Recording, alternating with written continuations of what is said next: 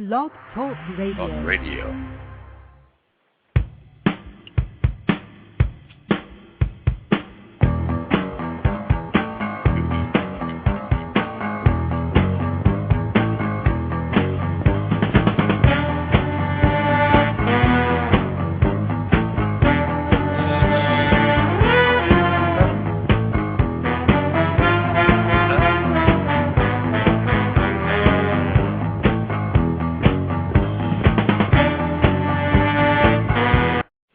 I hate to cut off the music because this is one of my favorite pieces of music. The theme from Peter Gunn is played by Henry Mancini. He's the Henry Mancini also composed it for the TV show Peter Gunn that was on eons ago. Anyway, good morning, everybody. The weather is just gorgeous where we are. We hope it's gorgeous where you are. And I want to say good morning to my co-host. Hey, co-host, can you hear me? I can hear you loud and clear. Good morning. Good morning. Hey, the weather's nice where you are too, right? Absolutely. What a great day. You know what? We have been so fortunate in the past couple of weeks of having such outstanding guests appearing in our program. And co-host, I want to remind our listeners that in a couple of weeks we'll be celebrating our second anniversary of doing this radio program. Can it be possible that 2 years have flown by so quickly, so fast?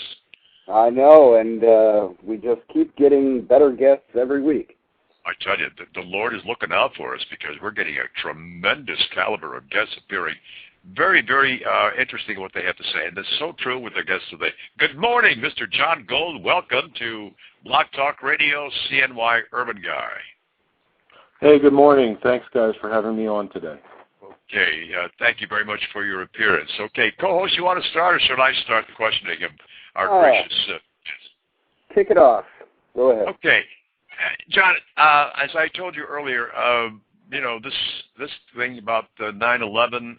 When I first heard about it, I thought that it was kind of a couple of kooks here involved with conspiracy theories. And then because of this program, we've had guests on, and I also have watched DVDs that were given to me to do research on this. And I'll tell you, they got me turned around a little bit, so that I'm starting to believe that maybe there was something going on there on, September 11th of 2001. So we want to thank you very much for appearing. And so what is your take on this, John? My take on 9/11 is very simply, 9/11 was a crime, okay? It wasn't an act of war like we've been told by multiple people. And, elements within our government have earned the title of suspect for that crime. When you look at the actions prior to 9/11, when you look at the actions of certain officials on the day of 9/11, and then the days after 9/11, especially how they used the 9/11 attacks, and then the unwillingness to have investigations, the hampering of investigations, they have more than earned the title of suspect for the crime of 9/11. And I believe that if we have a real investigation, I have little doubt that it would be found that certain people were criminal with regards to the 9/11 attacks. But we need a real investigation in order to find that out. After almost 8 years of doing this, I honestly can't tell you what happened on 9/11. I can't tell you who was responsible ultimately. That's why we need a real investigation. Well, John, let me ask this question here, and then I'll turn it over to the co-host. What would be the reason for this lack of further investigation, further research into what really happened on 9/11? In other words, it's okay to say that a crime was committed, but what would be the purpose for this? There's got to be a reason. This is a very devastating event in our history, kind of one of the defining moments in the U.S. history. Why would this be considered a crime? What was the purpose behind it to accomplish this? Well, are you familiar with Ray McGovern? Co-host, you familiar with Ray McGovern? I've heard his name. Yes. Okay. Ray McGovern was a CIA analyst for 27 years. He used to deliver the presidential daily briefings for 3 presidents, I believe.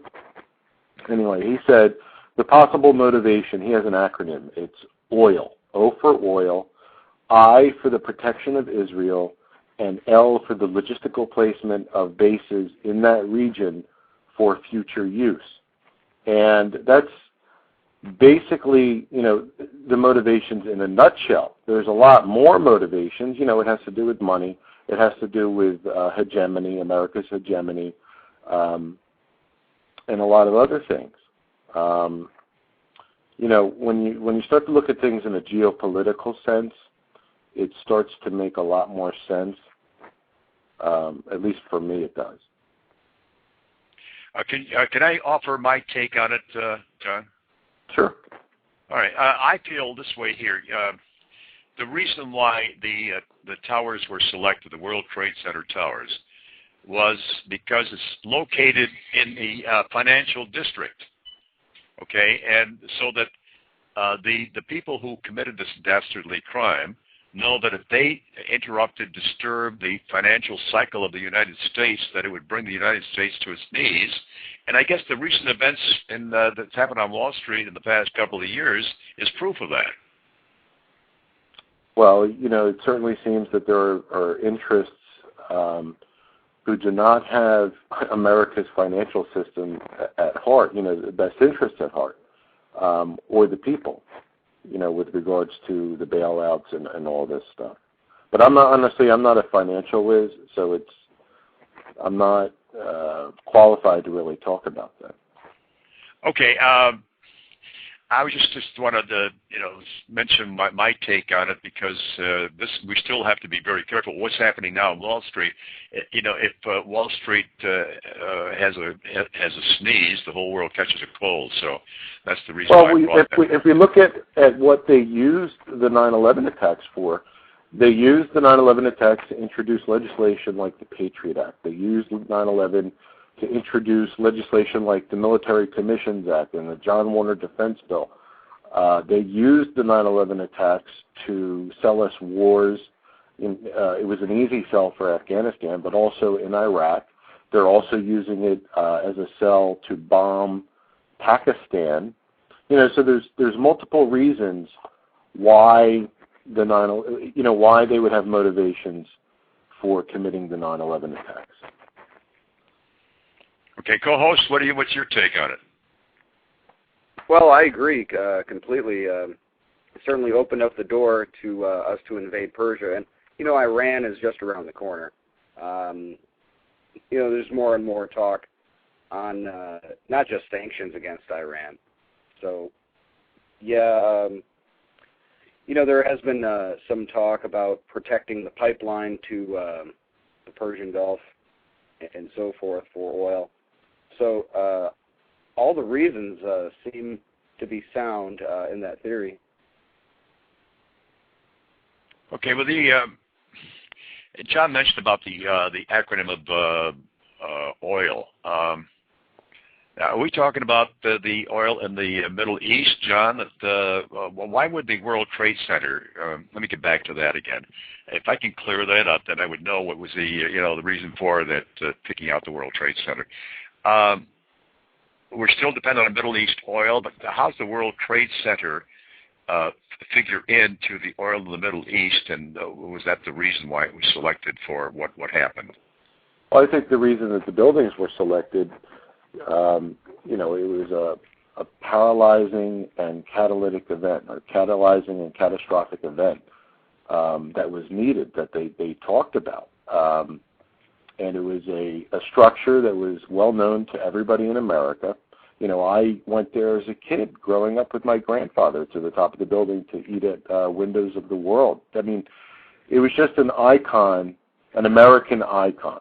And the fact that it had to do with the financial district, I don't quite understand finances, like I said, but it's obvious that they selected an icon that everyone was familiar with to scar the American psyche, something that would be remembered. It was big. It was catastrophic and catalyzing, as they described it.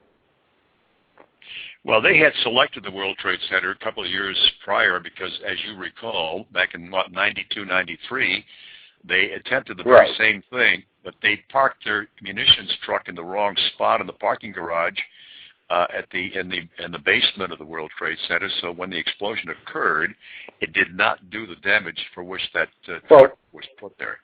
Who are we looking at as far as why they selected the World Trade Center? Are we looking at quote unquote Al Qaeda, or are we looking at elements within our government? If you want to say it was quote unquote Al Qaeda, then they would pick those buildings because of it is a symbol of America's power, financial power in the world, and so that's what they used to say. If you want to look at it from elements within our government, again, I think it's familiar to the American people. It's an image. It would scar the American psyche just by bringing them down. I mean, it broke everyone's heart 1,000 times over.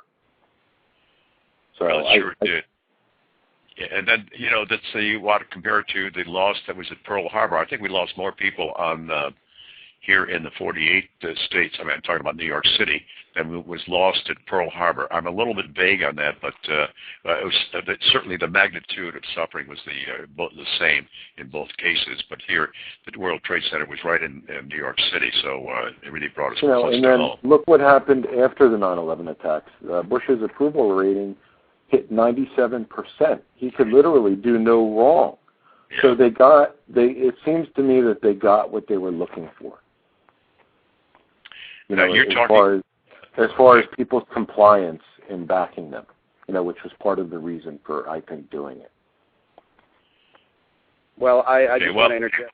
I just want to interject. I think it was more devastating than Pearl Harbor because nobody witnessed Pearl Harbor unfold on TV. Right, and unfortunately, I wasn't around for Pearl Harbor, so I couldn't tell you.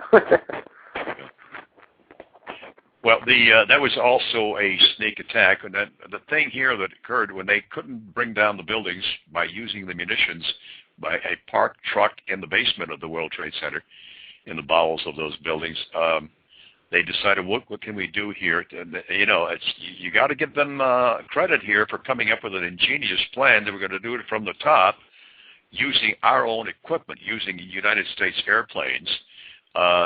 To do all the damage. I mean, whoa. I mean, that's scary. That is scary, even more, when all things considered. They used their own equipment to attack us. Heretofore, we were thinking that any attack on the United States was going to come from, warships and battleships outside on the oceans, and airplanes coming from. Here, they came right inside our house and used their own equipment to do the damage. I mean, that's the scary part of it. The idea that airplanes would be used as weapons was nothing new, especially within our government. The NORAD would hold exercises specifically mirroring these type of events, what to do in that kind of scenario. The NORAD gave the excuse that they were looking outward as opposed to inward, and that's one of the reasons why they didn't intercept any of the planes. But the fact of the matter is, there have been 3 hijackings, I believe, that originated from within the United States in the last 30 years. I can't remember the names off the top of my head. I think Samuel Nash was one of the hijackers. There was a FedEx plane that was hijacked from within the United States. So to think that they were looking outward, it's absurd because, nothing could happen from within the United States. That's what they were saying. So again, the idea that they wouldn't be looking inward is absurd. Well, the scary part here is that we were given a warning when they tried to bomb it from the basement. It caused the explosion to bring down the buildings with the explosives that they used. But evidently, nothing else was done after that. That was a warning. If there was ever a warning that something else was going to happen. And this is what I can't understand. So that's why I have a tendency now to agree with those who are considering it as a conspiracy theory. Why didn't we take all kinds of precautions? And but I don't think that anybody thought that they could do it from above. and not the way it was done. I mean, they could have sent, whatever, airplanes or something to warplanes, but they would have been intercepted long before they got to the American shores. But this was just a masterful stroke, and I have to say that. So now, repeat again, John. Co-host, jump in anytime you want. Repeat once again why you think that this occurred on 9/11. Why do I think it occurred? Why do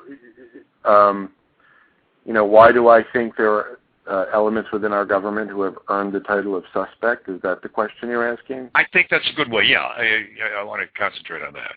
Well, because I mean, if you look at the actions of people like Dick Cheney prior to the 9/11 attacks, he was put in charge of the Energy Task Force meetings, and he was meeting with, what appears to be every oil executive in existence. And I believe Judicial Watch sued for the release of some of the documents from those meetings. And what they found was that they were talking about how best to divvy up Iraq's oil fields, and this took place 5 months prior to 9/11. So they were essentially planning it out before the pretext that would allow them to do that. That's, and then when you look at what the CEOs of the oil companies did before Congress when they denied ever meeting Dick Cheney, it becomes suspect. And then you look at certain actions of people prior, they had plans to go into Afghanistan for what we can see, to go in prior to 9/11. They had all these plans to do what we're doing now prior to the pretext that would allow them to do that. Don't you think that's kind of convenient? Well, the way you phrased it, yes, I agree with you. Yeah, with the question, I agree with the question. But now the oil does, Well, it's not just about oil. It's about making money. Look at the military-industrial complex in a whole. They're all making billions. Lockheed Martin, all of them, Bechtel, from these wars. So it's not just about oil, but oil had a lot to do with it. And whether it was to gain control of the oil in that region because of quote-unquote peak oil, or whether it was, to control how much oil is released to control the pricing of oil, I don't know. But the bottom line is the control of oil in that region was certainly on their minds. Okay. All right. Now, I heard recently on one of the TV shows that they say that that the people in power like to enter into a war because the excuse for carrying on the war gets them re-elected. And if you stop to think that all these politicians are against the war, but they're for the support of the troops, which gives them their cake and eating it too. So and that's, of course, I object to that, but a lot of people don't see that connection. The one thing here that we talk about the conspiracy theory of, and it goes along to what you're saying, John, is that there were a series of mysterious explosions after the collision between the airplanes and the buildings, and that's what really brought down the buildings. Well, I'm not qualified to tell you what happened to those buildings, but what I can tell you is that there are family members, people like the Jersey Girls, Lori Van Auken, Mindy Kleinberg, Patty Casaza, Monica Gabrielle. They're better known today as the September 11th Advocates. They recently endorsed Architects and Engineers for 9/11 Truth. These are the women that were responsible for the creation of the 9/11 Commission. These women monitored the 9/11 Commission. They were part of the 9/11 Family Steering Committee, which monitored the 9/11 Commission, which provided hundreds of well-researched questions for the 9/11 Commission to answer.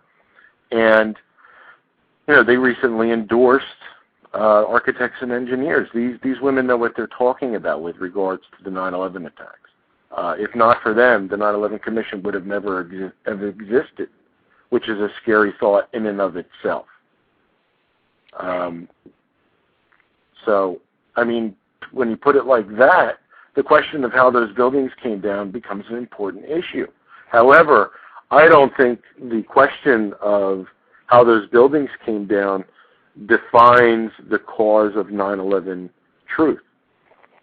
There are a multitude of issues concerning the 9/11 attacks that demand we have a real investigation.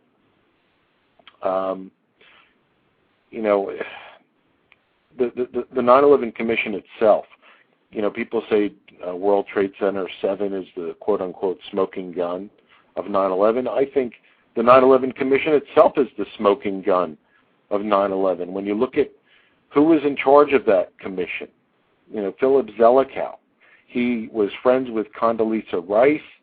He helped to write the Iraq war strategy. He was part of the Bush transition team. He was part of the Aspen Strategy Group, which is a lot of the quote-unquote neocons were a part of.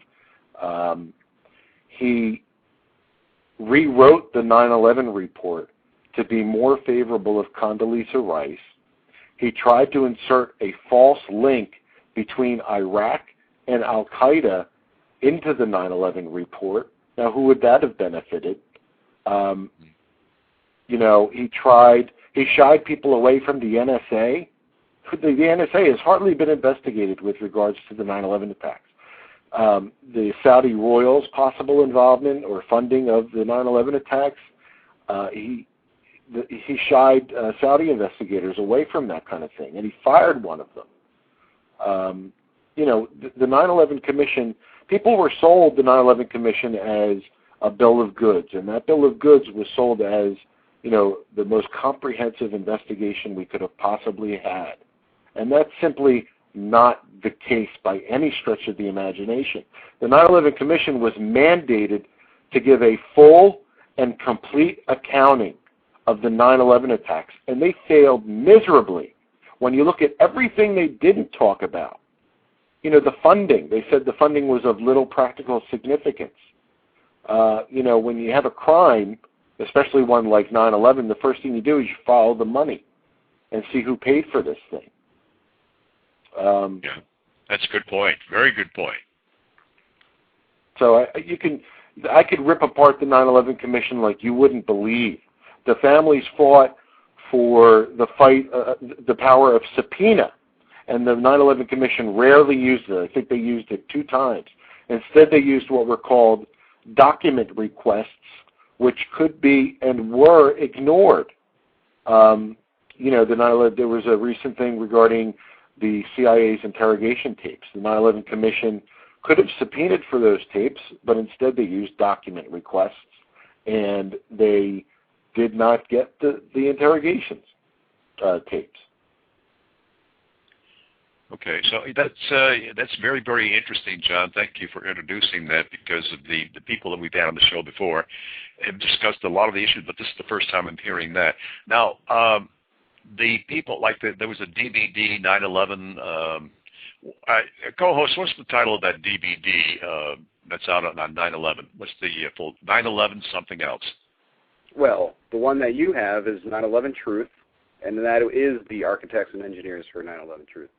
Okay. Now, the documentaries that I recommend are 9/11 Press for Truth, which is the story of the Jersey Girls, the women that I already mentioned, and their fight for the 9/11 Commission.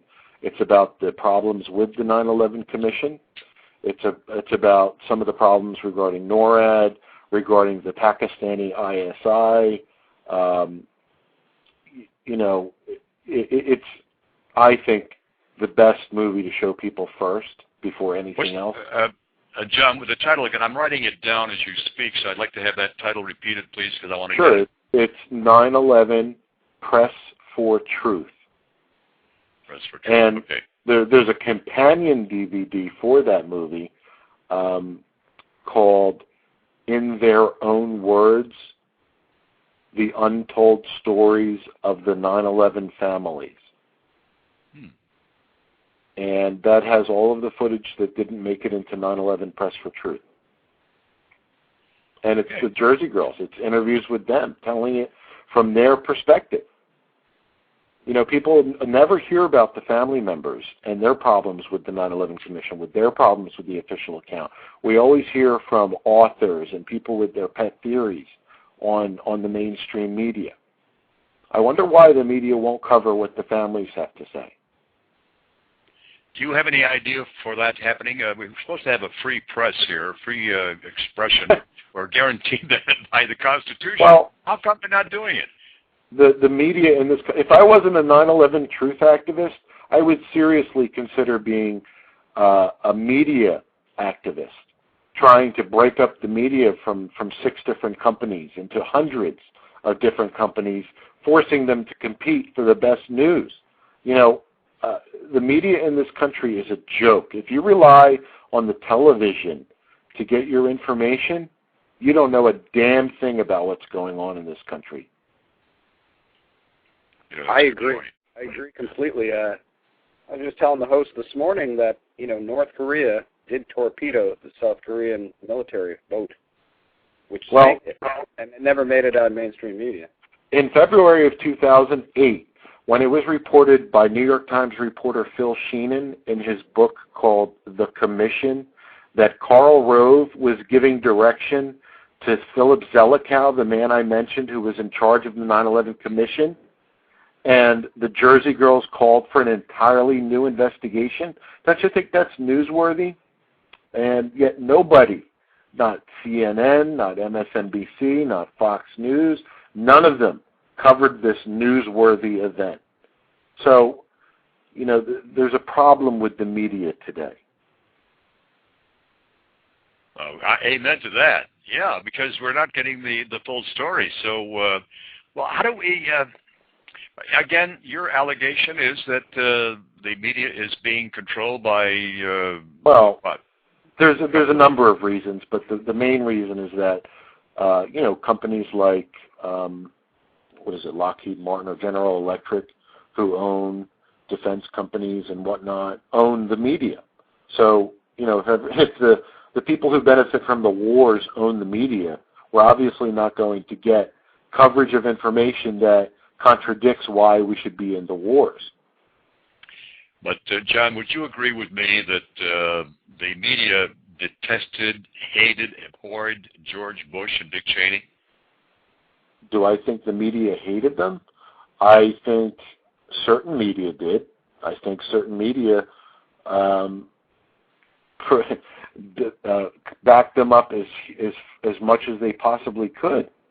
You know, Fox News, the Weekly Standard, there's a number of quote-unquote, right-wing media outlets that no matter what they did, they were Teflon coated.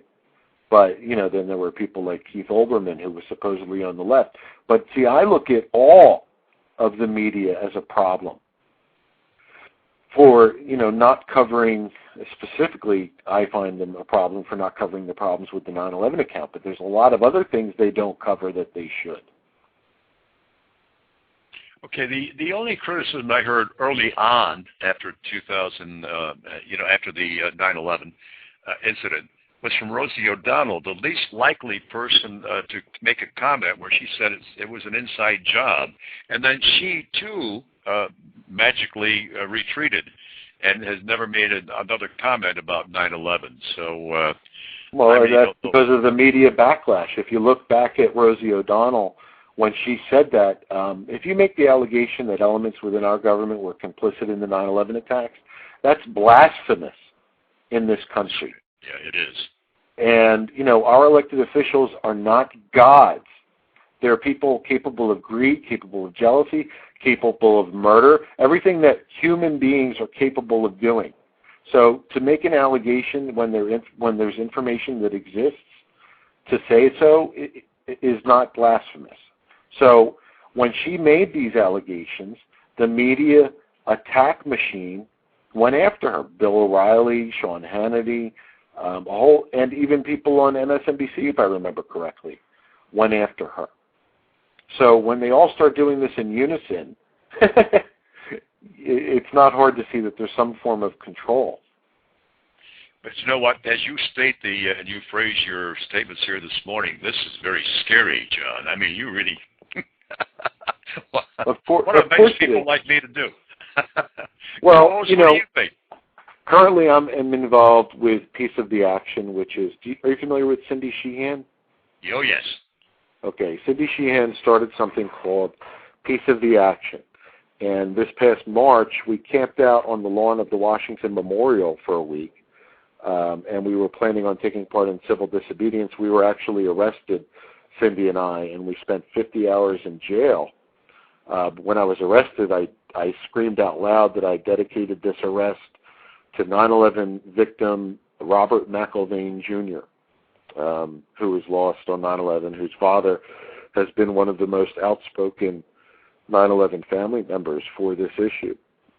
So, and that video is on YouTube of me doing that. It became kind of popular. But she started Piece of the Action, which is, if you remember, someone by the name of Mario Savio from the 1960s, who said that we have to put our bodies on the gears of the machine when it becomes so odious that you can't even, passively take part. I don't know the words verbatim, but that's what she's trying to do. She's trying to get people to stop the machine from working, because the system in this country doesn't work.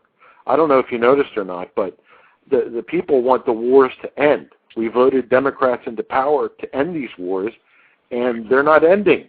They're continuing to fund them. So the system doesn't work in this country. And when the system doesn't work, then the people have to stand up and take it back. That's the only thing we can do. And we can't, marching to empty buildings on a Saturday doesn't change things. We have to start putting our bodies on the gears of the machine.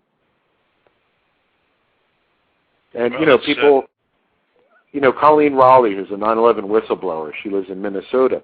A group of people in that region have been going to different representatives' offices and doing sit-ins and risking arrest because of what's going on in this country. And I applaud them for their efforts. And it's about common ground as well. There are a multitude of issues in this country that need to be resolved. The health care issues, the wars, the 9/11 cover-up. And so everybody has to come to a common ground that they start to work together for, to resolve these issues. John, we have a question in the chat room. Sure. Listener would like to know what made you personally start questioning 9/11 yourself. Well, let's see. In January of 2002, Dick Cheney and George Bush went to Tom Daschle's office and asked him not to investigate the 9/11 attacks. Now, why would the president and the vice president, of all people in the world, not want to know exactly how and why this horrible event happened so as to make sure it could never happen again? And so, obviously, when that happened, I began to question a little bit, but I was still in the patriotic binge mode, let's go to war, let's kick some ass, and all of that stuff. But I did start to question things at that point. And then in, I think, May of 2002, news of the August 6th PDB came out. And I don't know if you remember correctly, but after 9/11, we were told by multitudes of people that nobody in government had any idea that this was going to happen, that nobody had any idea that there were no warnings of any kind. And, when the August 6th PDB came out, that talked about 70 current FBI investigations taking place within the United States having to do with Osama bin Laden and quote-unquote Al-Qaeda, that people were looking at federal buildings in New York City, that they talked about hijackings or other types of attacks. And he got this in August 6th of 2001, this presidential daily briefing. I got pissed because we were lied to. And so then that's when I started to really, get involved. Thank you. Go ahead. No, the point here is that there were wasn't there also the bombing or the damage done to the USS Cole in the Middle East Right. at about the same time? And of course, there is that what happened in Carlos, do you remember the exact year, 1992, 1993, for the bombing of the World Trade Center? That was 93. 93. So, if ever was a tip-off, I mean, it couldn't get any more blatant and flagrant more than that. I mean, I think I'm going to share some information with you that I'm sure you're not aware of. In November of 2007, there was a conference held in Hartford, Connecticut, and a surprise guest that showed up was Patty Casaza. Patty Casaza is one of the 4 famous Jersey girls, the women who fought for the creation of the 9/11 Commission.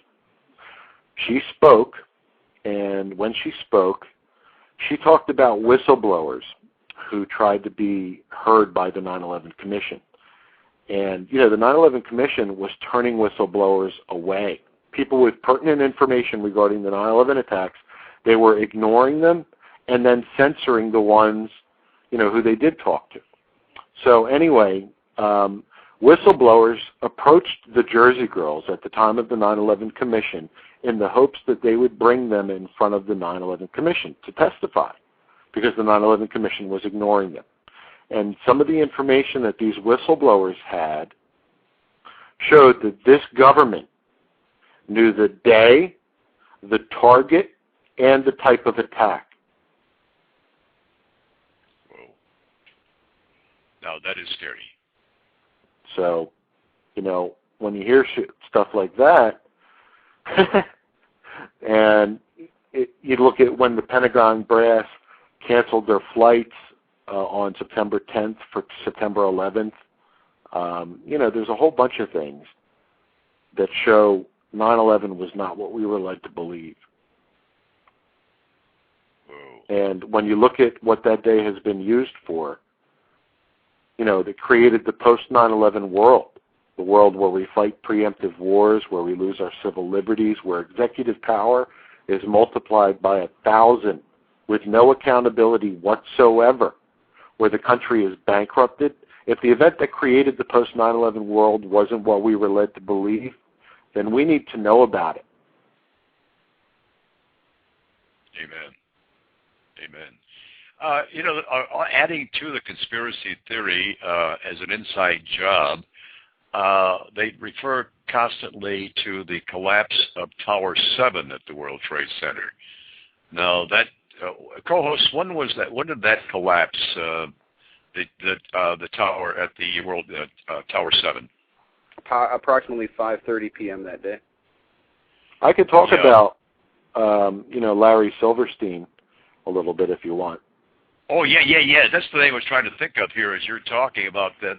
His name has been mentioned, too. Well, yesterday it was reported that somebody who wrote a hit piece against Jesse Ventura mentioned that Larry Silverstein was on the phone with his insurance company asking about whether or not they can do a controlled demolition on the day of 9/11 for WTC-7.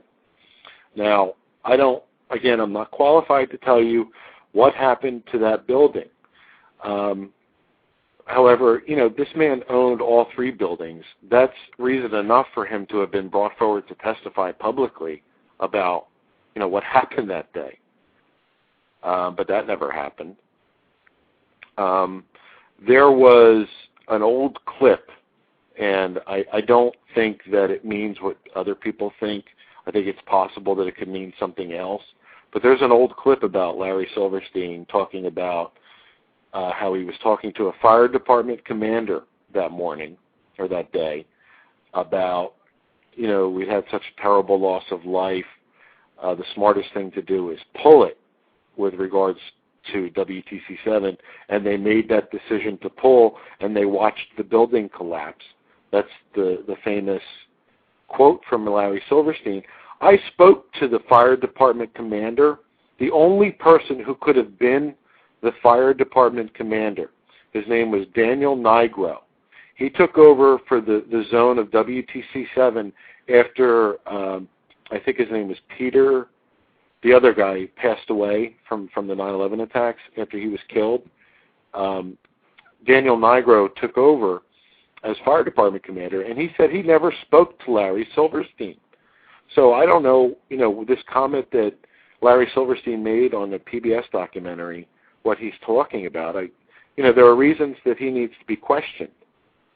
But, first we need to find out why those buildings collapsed. And that's, again, only one question concerning the 9/11 attacks. There's a multitude of other questions. Well, where do we go from here, John? Well, again, put our bodies on the gears of the machine, because the system as it exists right now is not going to bring us truth, accountability, and justice for the 9/11 attacks. I've been trying for almost 8 years now. It doesn't work. The system doesn't work. So that's why I'm a participant of Piece of the Action. By the way, you can go to peaceoftheaction.org to read about it. It's spelled PEACE of theaction.org. Anyway, fellas, I got to head out. Okay. Well, this has been, you've added some new insights here to 9/11, and the more I talk to people who are so very interested in this topic and really vitally concerned as you are, you open up new vistas for me, and so we're just going to keep after this, and I'm glad we've got the Internet radio to, be part of this. To work for the Internet, I don't know if anybody would carry on this search for truth. Well, 2,973 people were brutally murdered that day, right, and their families deserve better than what they got. It's as simple as that. We deserve better than what we got. The whole world deserves better than what we got. Well, John, I want to thank you very much for your appearance, because you've added new insights, and you've been, very, very well in presenting your arguments. Are you an attorney? No, I'm not. I'm just Joe Schmo American. I'm a web designer, a graphic designer, a web developer. That's what I do for a living. And I've just read more than most people, I think. And I've been doing this for a very, very, very, very long time. And I can't do this forever, so hopefully people will start, waking up. Right on. Okay, you have a nice weekend, John. Thank you very much for your appearance. We sincerely do appreciate it. You've added an awful lot to the discussion. All right, well, thanks a lot for having me. Okay. Thanks, have a nice weekend, John. All right, you too. Bye-bye now. All right, bye. Well, co-host, what do you think? Very, very good. He presents himself very well, doesn't he? Absolutely, and it's really difficult to cover such a huge topic, in just 1 hour. There are so many angles to this. We'd even discuss the put options against some of the airlines involved that day, but there was a massive amount of put options, knowing the stock was going to fail. There's so many pieces to the story, and like I said, it's very difficult to cover them all in such a short amount of time. Well, my only contention here is that with so much animosity towards the Bush administration on the part of the left wing, that anything they could get to pin into the wall and Dick Cheney, they would have done it. So that's why, I don't know, there have been these people, as John Gold is part of it with Cindy Sheehan and others, but I still, I don't know, should get some traction, it should get some legs so it can start walking and start an investigation, and then just follow what happens from the outcome of that investigation. I don't know, but there really should be more research into this, because it really is scary. I'm so darn scared of this. If this here could, was there indeed a cabal involved here? There was something secret behind the scenes that caused this.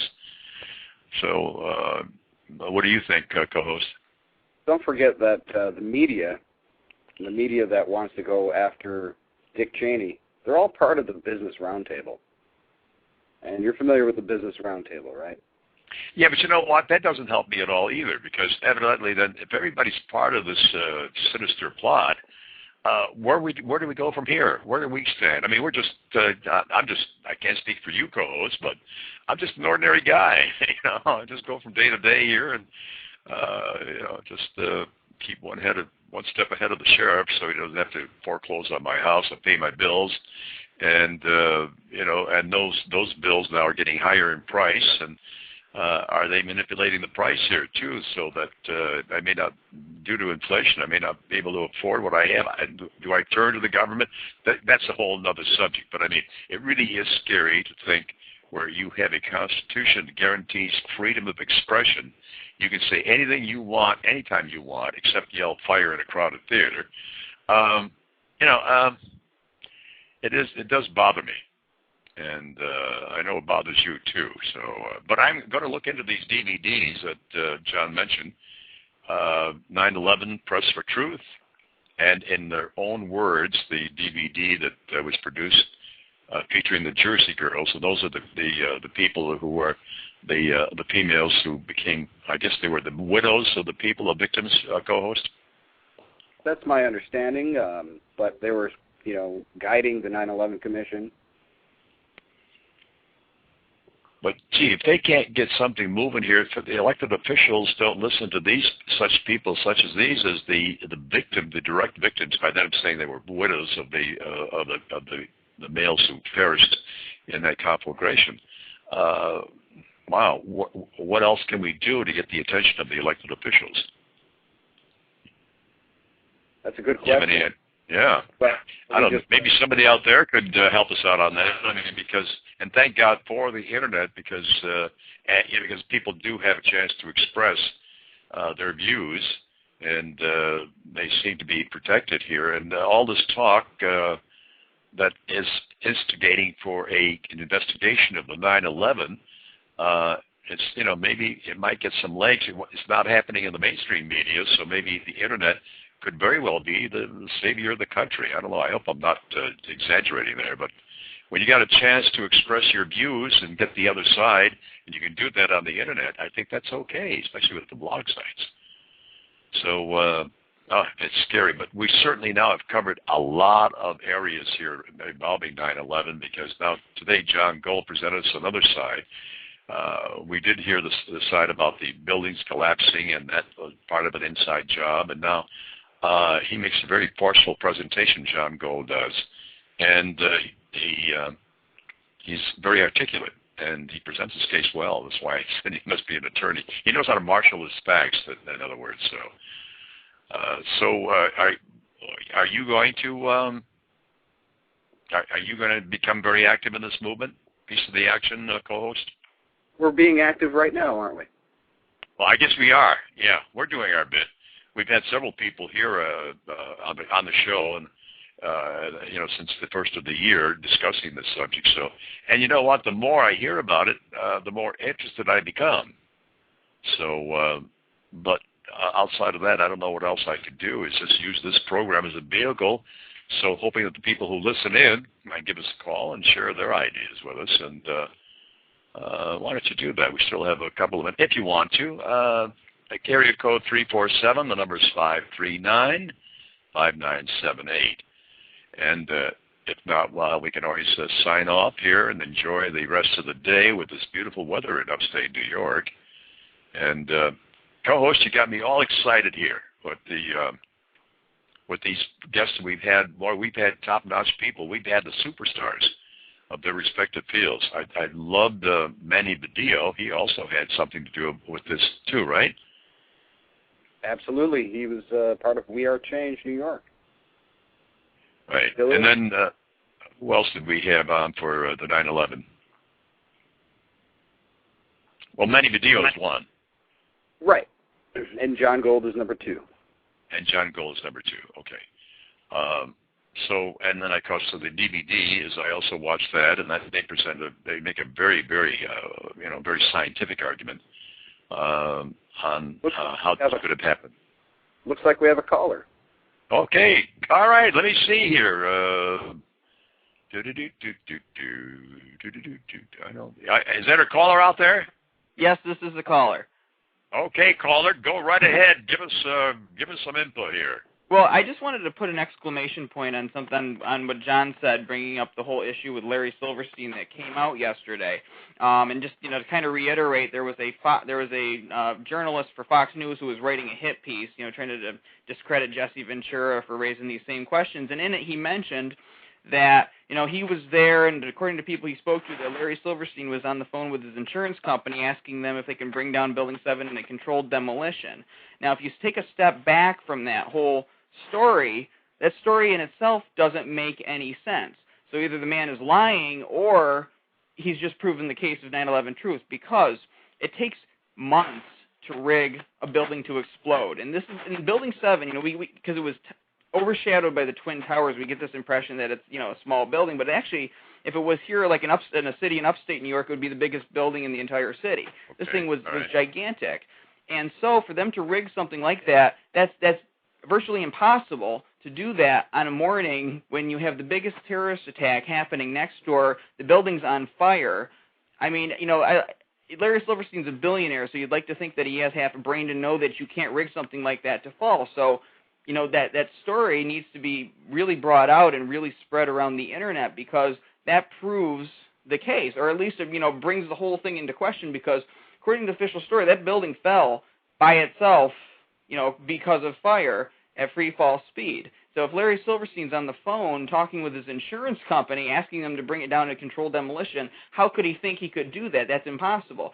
Buildings aren't rigged to explode, just in case something happens. There isn't dynamite sitting on the support pillars, in case something has to go down and they have to bring the building down. They just don't do that. That's just not logical. So either they knew something was going to come in advance, was going to happen in advance, or the man is lying. Or Larry Silverstein just didn't even know what he was talking about, because you can't bring a building down to collapse in 5 minutes. That's just not possible. So, Larry Silverstein needs to come out and address this story, because on its surface it just doesn't make any sense. Well, that's on the collapse after the collision of the airplanes into the buildings has always been kind of a gray zone for me, because number one, they would have to know in advance when the attack was going to occur, and number two, it'd have to be timed with the collision so that whatever they put into the building to act as an accelerant or an explosion would have to go off and bring down the buildings. Now, some stories say the buildings came down coincidentally with the collision of the airplanes, and some say it happened later. And the Tower 7, I think, came down about 5:30 that day. But that's the things that I find troublesome, because of the exact point that you made, caller. Exactly. Somebody would have to know in advance. Well, the thing is, the buildings did come down after the planes collided into them. And there's actual, and John mentioned this before, or I think he mentioned it before, recordings of the firefighters going up into the towers, and you can hear them in there saying that we've got 2 isolated pockets of fire, we can knock it down with 2 lines. So when you look at the video or the pictures of the hole in the World Trade Center that smoked, first of all, the fact that the smoke was black proved that the fire was instantly cooling. Most of the fire was spent in the gigantic fireball that flew out of the building the minute the planes hit them. So that fire was cooling, and then the buildings came down afterwards. And actually, the plane that was hit last, or I'm sorry, the tower that was hit last by the airplane was the first one to fall. And to people who say, well, it fell from the top downward, and most controlled demolitions go from the bottom up, just like Building 7 went down. There is top-down demolition. If you type that into YouTube, you can see examples of that, and that does happen, in the industry, and that would be the most perfect way to have it make sense to the public. If you're going to try to pull this off, if you're behind the quote-unquote conspiracy, you have to make it look as realistic as possible. So they would go through a top-down demolition sequence, but those buildings were built to withstand this kind of impact. And I'm not an engineer. I'm basing this off of, research of people like Richard Gage. But it makes complete and perfect sense. And then even people who say, the towers were hit by the airplanes, that's why it weakened the structure. Building 7 wasn't hit by an airplane, and that building fell at near free fall speed. And by their logic, if small fires could bring down skyscrapers, I could start my own demolition company just with some gasoline and a match. I wouldn't have to go to school for years to learn how to do this. It would be simple. So it doesn't make any sense, and no steel frame buildings ever collapsed because of fire before or after that event on 9/11. Well, caller, how do you feel about the whole 9/11 issue? Do you agree with the people who say that it was an inside job, or do you have your own opinion? I would say about 99% agree. I never say 100% on anything because nobody can ever be that certain. But yeah, because what brought me over was Building 7, because I'm not an engineer, but I have two sets of eyes. I can look at something and say that it doesn't make sense, and they can come up with as many theories, the official government conspiracy theories of the laws of physics being suspended for one day as they want, and try to tell me, oh, this could happen. But you have to look at what's likely to happen, and the most likely explanation of that building falling the way it is, just from a common sense perspective, is the controlled demolition. So there was that, but also there was this Twilight Zone-like reaction of the mainstream media to people who were raising these questions. They were, just downright rude to them. They wouldn't let them show the videos. They wouldn't give them any airtime. And so I said to myself, for something, an organization, I guess you could call it, or entity, if the mainstream media, for something that doesn't have something to hide, you sure are acting like that. And that led me to do more research, and now I'm convinced that there were elements within the government that were responsible for not just letting that happen, but assisting it, basically rigging the controlled demolition. Well, caller, you have to remember that mainstream media has an awful lot of talent, because they predicted World Trade Center 7 collapsing 26 before it did. Well, absolutely, there's that too. And if it's funny, on that BBC clip where, and just to reiterate for anyone who might not know about this, where you have the woman on BBC talking about how the Salomon Brothers building, that's Building 7, collapsed on there. You can still see the building standing right behind her. Your average layman wouldn't have known that, but somebody who knows New York City and what's supposed to be there could point that out. And then right before it actually collapsed, they mysteriously lose the feed to that, because they don't want the public seeing the building collapsing right behind her. And you can see that on YouTube too. So there's just so much stuff that's come out over the years that I think that anyone who doesn't even at least question it, doesn't even think that it could have been an inside job, is seriously lacking in intelligence. Well, you bring up some very cogent points on your own call. I really do appreciate it. So are you doing anything here to join some kind of a movement, a group, or what have you, to instigate an investigation into the 9/11? Well, I run my own news web page. I've been at many Ground Zero events. I've made a movie on the internet called Truther. It's kind of out of print. It's not on major sites yet because I haven't been able to get it up. But I've been very active, in raising awareness of this issue, and just basically talking very loudly in crowded places about it can do a lot. And that's just what the average person can do. If you let go of this fear of this peer pressure, because you're afraid that everyone's going to think you're, this crazy conspiracy theorist, or look at you funny. If you let that go, you can be very effective, because that's really the first step.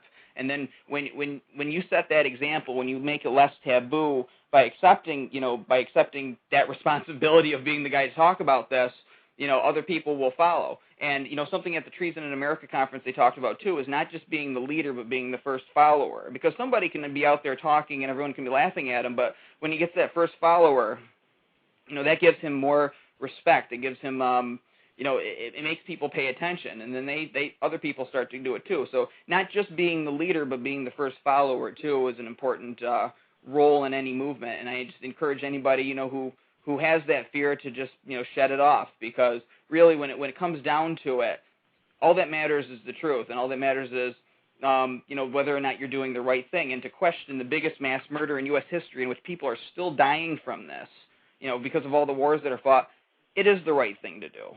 And there is no blasphemy about that, Caller, we can't thank you enough. Thank you very much for your telephone call. I hope you stay tuned and get involved again. All right, thank you. Great show. Okay, have a nice weekend. All righty. Well, co-host, very good program. Another good program this morning. So, I hope you have a nice weekend. Enjoy the weather. Enjoy the weekend. And we'll see each other next week. Bye. Bye.